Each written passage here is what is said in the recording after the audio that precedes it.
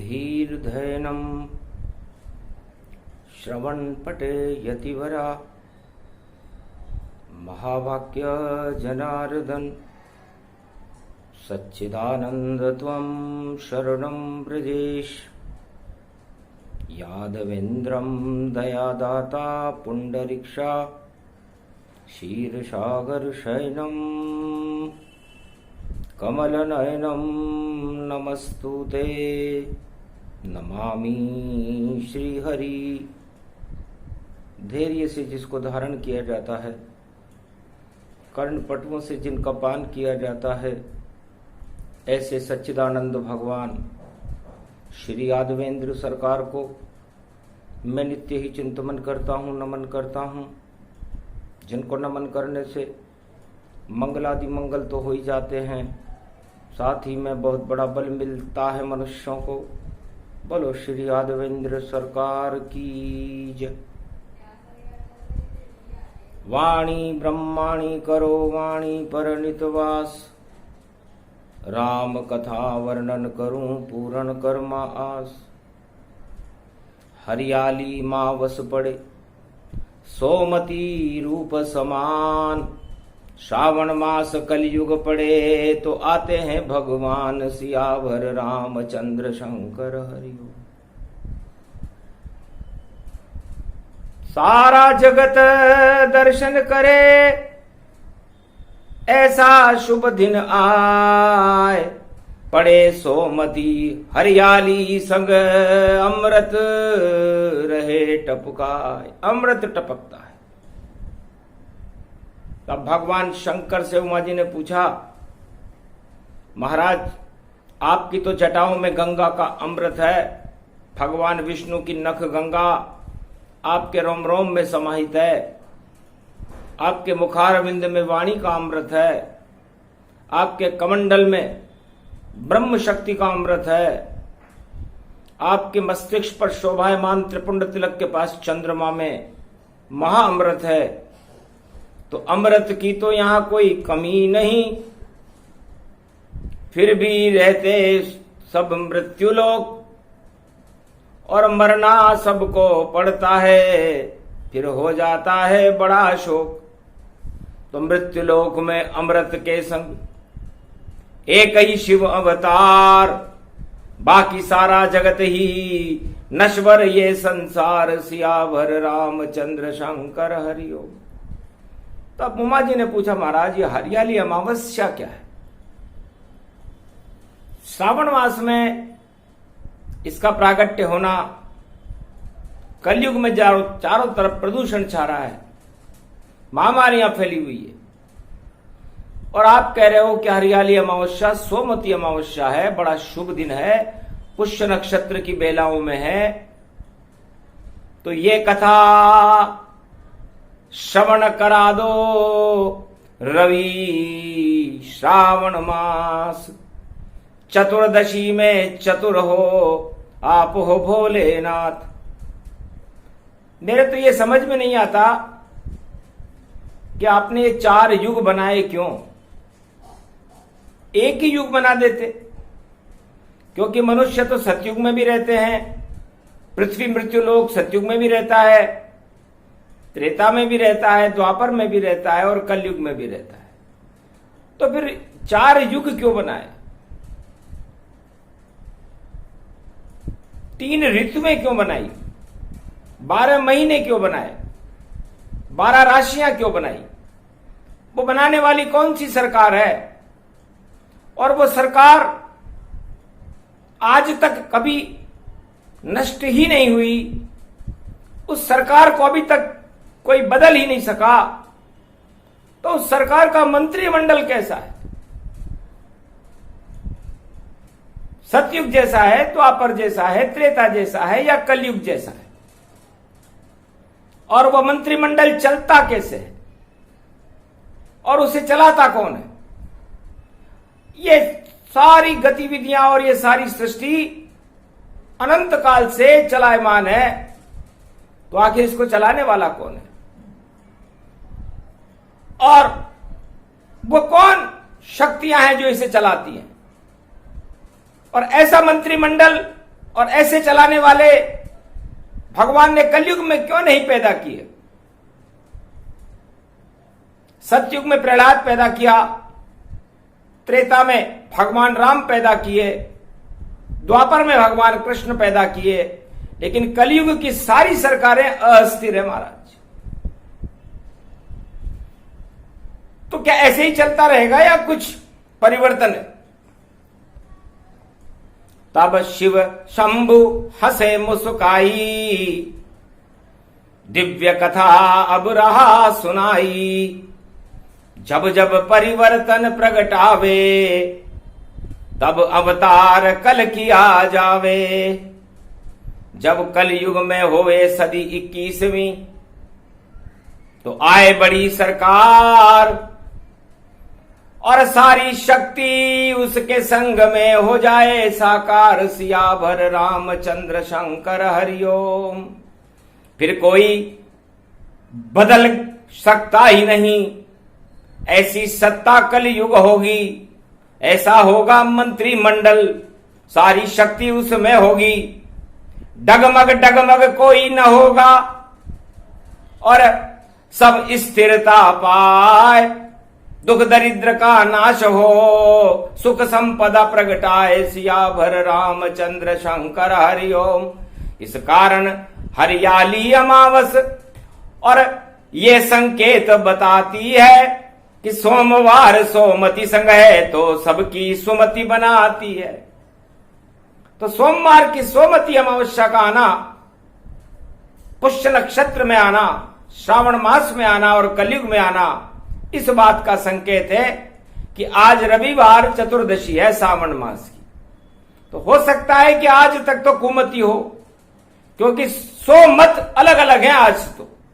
कोई इधर जाए, कोई उधर जाए, कोई जिसकी इच्छा हो जिधर जाए। पर जब सोमती आ जाए सावन मास पुष्य नक्षत्र में, तो सारे शगुन प्रकट हो जाए। तो सोमत ही सब एक हो, बन जाए सुमति तमाम। सदी 21वीं में संकेत करने और बुलाते हैं कल की भगवान, क्योंकि 21वीं शताब्दी में तो भारत में कल के अवतार आएंगे और सुमति कल से बनाना चालू करेंगे, क्योंकि कल श्रावण मास की सोमती अमावस्या की हरियाली अमावस्या है। तो सारे भारत में हरियाली हो, सारे प्रदूषण नष्ट हो, भ्रष्टाचार नष्ट हो, आतंकवाद नष्ट हो और कुवृत्तियां नष्ट हो। क्योंकि कुमार्ग पर चलकर हम अपने सारे पुण्य समाप्त कर देते हैं और सदमार्ग पर चलकर हम ईश्वर से मिलने की शक्ति प्राप्त कर लेते हैं। तो सुनो सरकार, चलाते हैं नारायण, चारों युग में होता पारायण। वो कभी मिलते नहीं मंत्री आपस में एक साथ, और नारायण सरकार की कथा को कहे कल की सरकार। कल की सरकार आ चुके हैं, हमारे कैलाश पर उपलब्ध हैं, बड़ी मुश्किल से आए हैं, हमारे द्वार आए हैं, ये पुष्पक लेके आए हैं, अमावस में प्रगटाए हैं। क्योंकि सोमति करनी सबकी, इस कारण कल की आए। और दिव्य मंच पर भोलेनाथ ने उनको दिया बिठाए। सियावर रामचंद्र शंकर हरिओम। जब तक सोमति पड़े भारत में और पुष्य नक्षत्र उदय होगा, हरियाली अमावस कलयुग होगी, तब अजब गजब संजोग होगा। तब तक आप विराज मान हो इस सिंहासन पाए। आप ही सुनाओ अब कथा आपकी, क्या आप चारों युगों में कैसे सरकार चलाए। शिव और पार्वती, गणपति, कार्तिक, मार्कंड्य, नंदी और ब्रह्मवेता सब सुनते हैं कैसे चलती है नारायण की सरकार और कैसे मंत्रिमंडल बनते हैं। तो 21वीं सदी में आएगी और देखो फिर कल की सरकार। और सारी सरकारें हो जाएगी उसी समय बेकार। सियावर रामचंद्र शंकर हरिओम। ओम कल्केश्वराय ईश्वराय प्राणनाथाय प्राण प्रतिष्ठितम मृत्युलोके रविवार चतुर्दशी चार चतुर्भुज पद्मासन स्थिते कमलापति त्रिभुवनपति शेषशय्या विराजते गरुड़ पंख विहारते नारद घंटा ध्वनि धारते लक्ष्मी चरण चापते वंदारविंदम चरणारविंदम भृगुवन स्थले नारायणं कल्की अवतारम स्तुति। त्रिपुरारी महाशक्ति त्रिपुंड त्रिलोचनम त्रिनेत्रम दिव्य शक्ति निराकार ज्योति स्वरूपम प्रागट्यम कलयुग सोमती महापर्व प्रारंभे प्रथम पूज्य शिव समर्पयामि नमः। भगवान शंकर कलयुग में आपकी पहली वंदना करते हैं और पूजन करते हैं। हमारा अहोभाग्य है कि आप इस मृत्युलोक में हमारी सुध लेने के लिए, श्रावण मास में हमारी याचनाओं को सुनने के लिए और भारत को विश्व का जगत गुरु बनाने के लिए इस मंच पर आज शोभायमान है। सारा संसार कष्ट में है, चारों तरफ महामारियों का दौर है, प्रदूषण का दौर है, आतंकवाद की आंधियां चल रही हैं, मनुष्य विचलित है, कुमति हर घर में विराजमान है, दुख और दरिद्र विराजमान है। ऐसे संकट के समय भारत को बचाना, भारत को विश्व का जगत गुरु बनाना और सारे संसार को सुखी करना एक बड़ी चुनौती है। और इस चुनौती का सामना भगवान शंकर आपसे प्रार्थना करते हैं कि आप 21वीं शताब्दी में भारत में अवतार लेकर सारी समस्याओं का समाधान करें। अब प्रारंभ होत ये वाणी, कैसे चले सरकार सुनो सब प्राणी।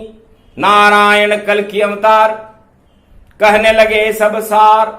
हे सभासदों, सप्तऋषि मंडल ब्रह्मवेताओं, ब्रह्मा विष्णु महेश और त्रिलोक की सभी शक्तियों को मैं बारंबार शुभकामनाएं प्रेषित करता हूं।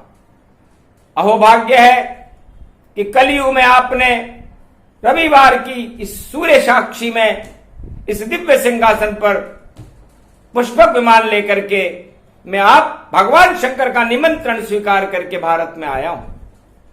और भारत मेरी आत्मा है, मेरी माता है, और मैं मेरी माता के सारे दुखों को दूर करके भारत की सारी प्रजा को सुखों से भरपूर करके और ऐसी सरकार चलाऊंगा जिसका मंत्रिमंडल जब तक मैं रहूंगा न कोई बदलेगा, न कोई वेतन लेगा, और जब तक कल की भगवान भारत में रहेंगे निर्बोध निर्विकार चलता ही रहेगा। तब पूछा उमा ने हंस करके और किया बारंबार प्रणाम, चारों युगों में कैसे चलती नारायण सरकार। तो नारायण कहने लगा कि हे उमा जी, मैं आपको भी प्रणाम करता हूं, क्योंकि आप शिव शक्ति हो और पूरा त्रिलोक शिव शक्ति के बिना एक पल भी नहीं चल सकता। सांस भी चल सकती नहीं, कदम नहीं चल पाए जब तक नहीं हो शिव शक्ति की कृपा। तो मृत्युलोक जी नहीं पाए। इस मृत्युलोक में जीवन ही शिव शक्ति है, बाकी तो मृत्यु ही मृत्यु है। तो हे सभासदों, मैं नारायण हूं, ये ब्रह्मा है, और जिनके निमंत्रण पर हम आए वो शिव जी हैं।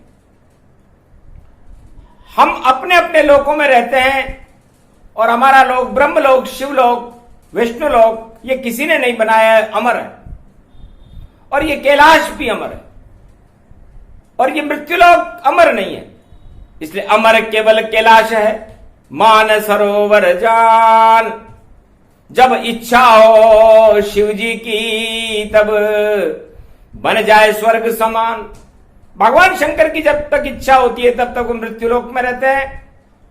जब उनका मोह भंग हो जाता है तो वो स्वर्ग समान बन करके और बैकुंठ के समीप पहुंच जाते हैं शिवलोक में।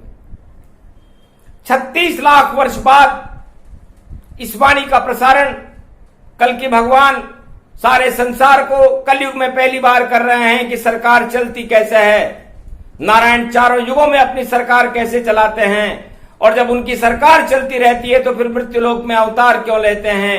ये सारे प्रश्न मानवता के सामने चुनौती बने हुए हैं। कोई इन्हें कपोल कल्पित मान रहा है, कोई इन्हें वेद पुराण और 18 शास्त्र की उद्घोषणाएं मान रहा है, कोई नहीं भी मान रहा, कोई बात नहीं।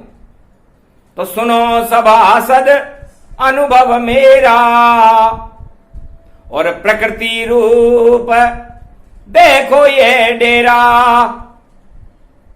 और सूर्य रूप ये दिव्य प्रकाशा, और ये है पूरे त्रिलोक का राजा।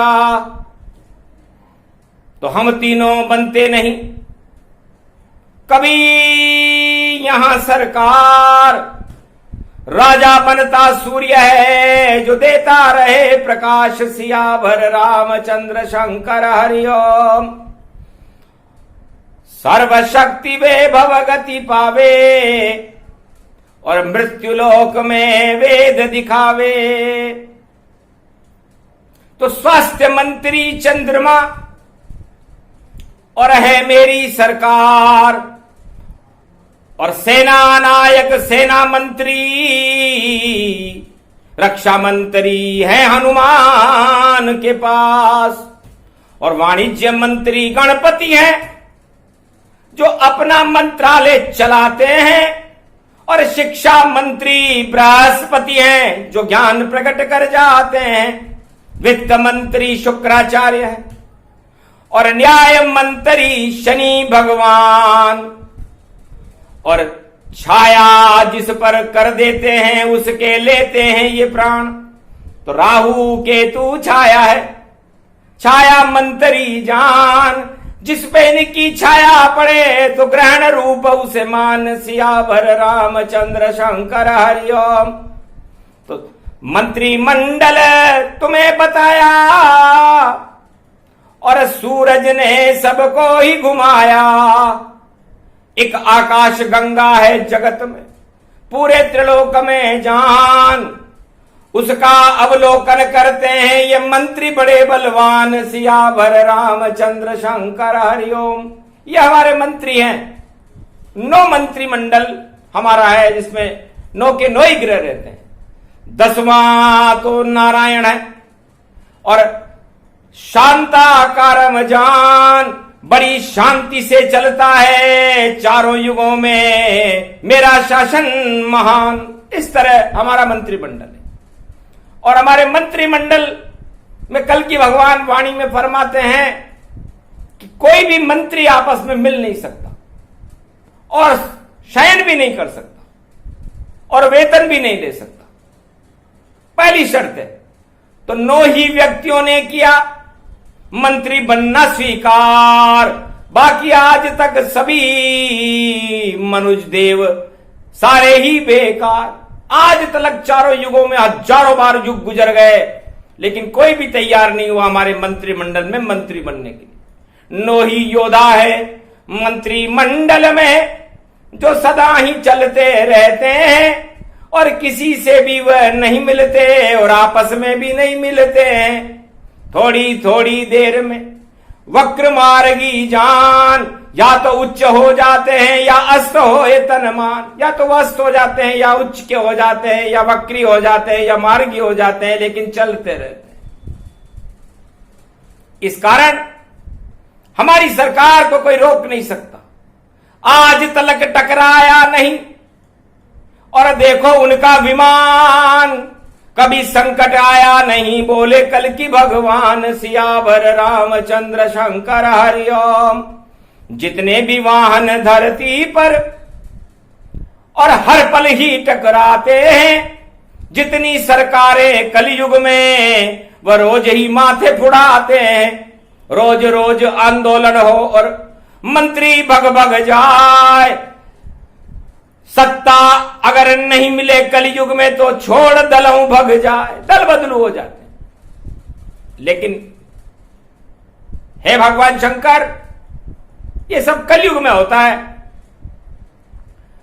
नारायण की सरकार में तो आज तक किसी मंत्री ने न दल बदला, न भगवान ने अपना प्रसारण बदला, न किसी शक्ति ने अपना कुछ बदला। बदले तो केवल मनुष्य बदले और इस मृत्युलोक में बदला बदली करने के लिए आते हैं। तो ये मृत्युलोक है और मृत्युलोक में हर मनुष्य अपने को अपने तरीके से बदलना चाहता है और यही उसकी सबसे बड़ी भूल है, क्योंकि यहां उसका मार्गदर्शन करने वाला, ट्रैफिक कंट्रोल करने वाला, उसे रास्ता दिखाने वाले यातायात अधिकारी अच्छे नहीं है। क्योंकि सारे गुरु कलयुग के अगर ट्रैफिक नियम सिखा देते तो सारे रास्ते खुले रहते, फिर आपस में कभी नहीं टकरावते। पर टकराव इतने बड़े और रोक सके नहीं कोई, इस कारण सारी सत्ताई खड्डे गिर गिर जोए, सियावर रामचंद्र शंकर हरिओम। इस कारण जब हम अपने स्वार्थों से सारे नियम तोड़ देंगे तो ट्रैफिक जाम हो जाएगा, रास्ते बंद हो जाएंगे और हम आपस में ही टकराने लगेंगे। और उस टकराव का परिणाम आप लोगों को अच्छी तरह पता है।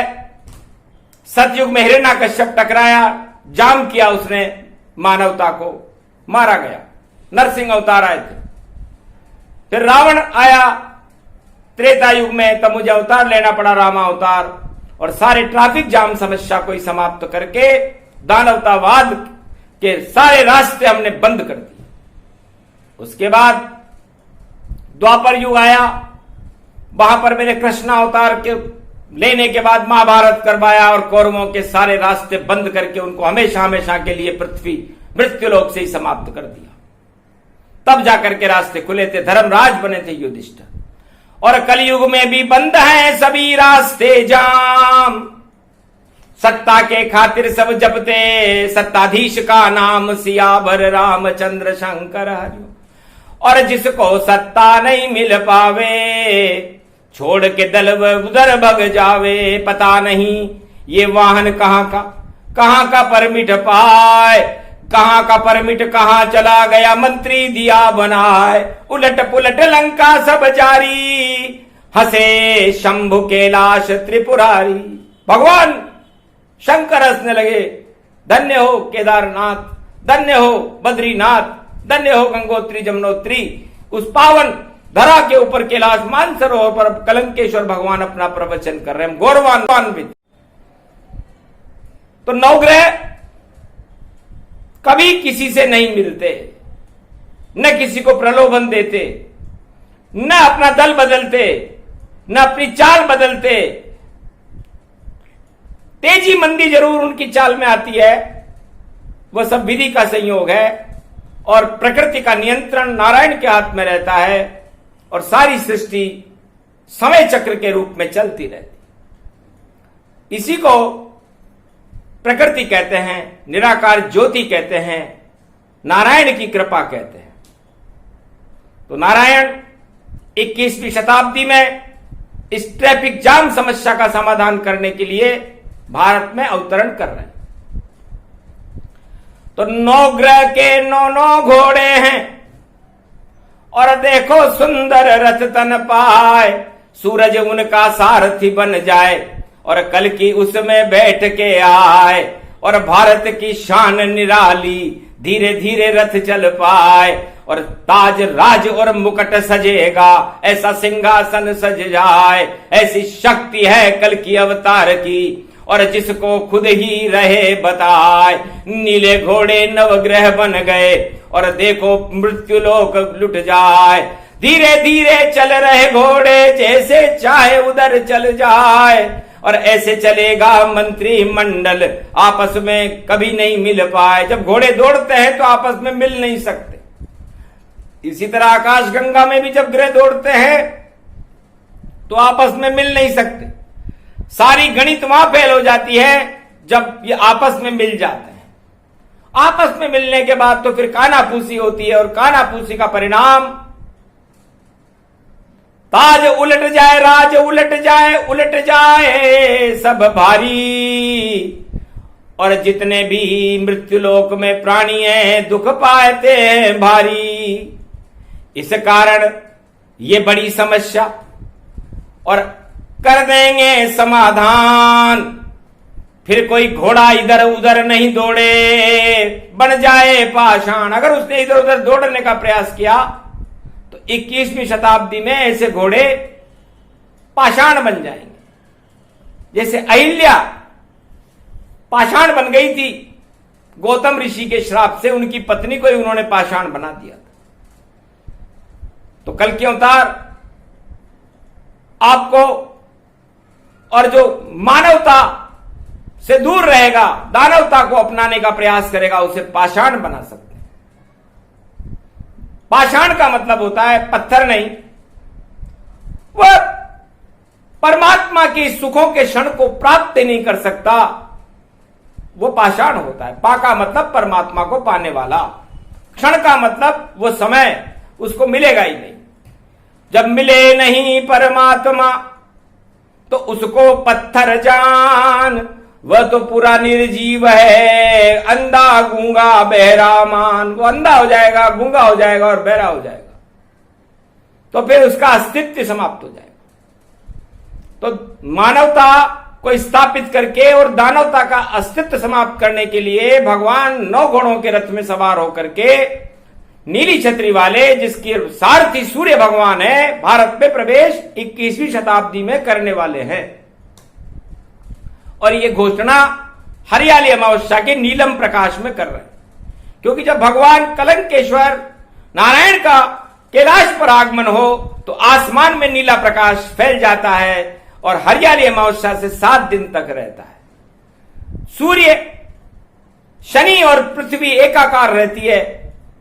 तो देखो उस प्रकाश को, ये एक बार ही आता है, जब अवतार प्रकट हो जाता है उसके पहले दिखलाता है नीला तारा। देखिए, और खुल रहा सभी आसमान, ये कल की भगवान है। बोले कल की भगवान, ये कल की अवतार का प्रकाश है, हमारी उड़ंत स्त्री का प्रकाश है, हमारे पुष्पक विमान का प्रकाश है, जो कलयुग में भारत में और सारे संसार में दिखाई देगा। तो सोचो कितनी शुभ हो गई हरियाली। और सावन का है मास, और पुष्य नक्षत्र, सोमवार में सोमति भी है साथ। तो सबकी सुमति हम बनाते हैं।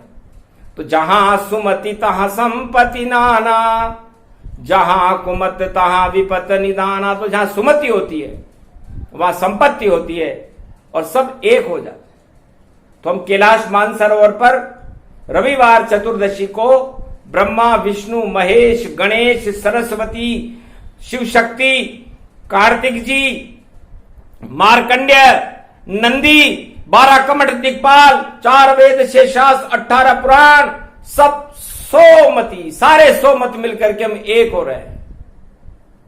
तो जब देव शक्तियां एक हो जाती हैं तो दानव शक्तियां निस्तेज हो जाती हैं, गायत्री का प्रागट्य हो जाता है, और भारत कामधेनु गाय बन जाती है, और उस पर त्रिगुणात्मक शक्ति ब्रह्मा, विष्णु, महेश की प्रकट हो जाती है। उसे ही अवतार कहते हैं। तो समझ न पाए बात को, गहरी गहरी बात, जिसके अंदर सुषमना प्रकाश हो वही समझेगा बात। कल की भगवान की बातों को समझना किसी अच्छे अच्छे विद्वानों के बस की बात नहीं, कि वो क्या बोलते हैं। एक शब्द में ही देखो लाखों परिणाम बताते हैं। जब बोलते हैं कल की भगवान तो अमृत झरझर जाते हैं। तो ऐसी वर्षा होएगी, अमृत झरझर जाए। सोमती अमावस्या महापर्व है, भक्ति कर लो उपाय। एक अश्वमेध का फल मिलेगा भक्ति करने का, तीर्थों में स्नान करने का, दान करने का, एक भगवान का नाम लेने का। ऐसा सोमती पर्व चारों युगों में 4 बार आता है। और अवतार प्रकट होने से पहले आता है। इसलिए 21वीं शताब्दी में कल की अवतार प्रकट होने का चिन्ह भारत में प्रकट हो चुका है और उसका प्रकाश कल से प्रकाशमान रहेगा भारत में। उसके दर्शन करें, भगवान को अपनी आत्मा में बुलाने का प्रयास करें, भगवान के नाम को जपते रहें और दल नहीं दिल बदले और अपने दिल के अंदर जितने भी दानवता है उसे निकाल कर बाहर करे और उसके अंदर आत्मा को और परमात्मा को प्रवेश करा करके उसकी यादगार बनाने का प्रयास करें। तो बदल लो, बदलना हो तो जितने दिल हो आज सारे दल दल हट जाएंगे, बोले कल की महाराज। कल की भगवान कहते हैं कि बदलना है तो दल नहीं, अपने दिल को बदलो और अपने दिल में परमात्मा को बिठा लो और उनकी चरणों में ध्यान लगा करके और भगवान से अपनी सारी याचनाएं करो। एक ही दिन में पूरी कर दे ऐसी कल की सरकार, देखना हो तो देख लो कल ही उनका चमत्कार। वैसे तो अवतार चमत्कार नहीं दिखाते, प्रकाश दिखाते हैं, तो नीलम मणि का प्रकाश तो दिखा देंगे भारत को, पर चमत्कार तो उनको ही दिखाएंगे जो भगवान को अपने दिल में बिठा लेंगे, उनको स्मरण करने लग जाएंगे। ओम नमः शिवाय त्वं शरणं व्रजेश, ओम नमो भगवते वासुदेवाय, ओम श्री राम रामाय मनोरमाय सहस्त्रनाम तत्वतुल्य राम नाम वरानने। ओम रामचंद्राय नमः, राम भद्राय नमः, राम रामाय नमः, राम शिवाय नमो नमः। श्री रामेश्वरम शरणम शरणम। ओम कुमारिका क्षेत्राय नमः, शिव भागीरथ। ओम नमः शिवाय, हर हर महादेवाय। गंग स्नानम तरंग स्नानम सोमती स्नानम महापर्व तेज पुंजम कल्की अवतारम प्रागट्यम भरतखंड भूमि रक्षते रक्षते रक्षते। सर्व भारत भूमि भक्त रक्षते मम रक्षते, मम राष्ट्र रक्षते मम सीमा सुरक्षिते। वेद मंत्र पठन्ते महाशक्ति तेज पुंजो त्रिपुरारी कल्की अवतारम महातेजो मही शक्ति आयुष्मान भव।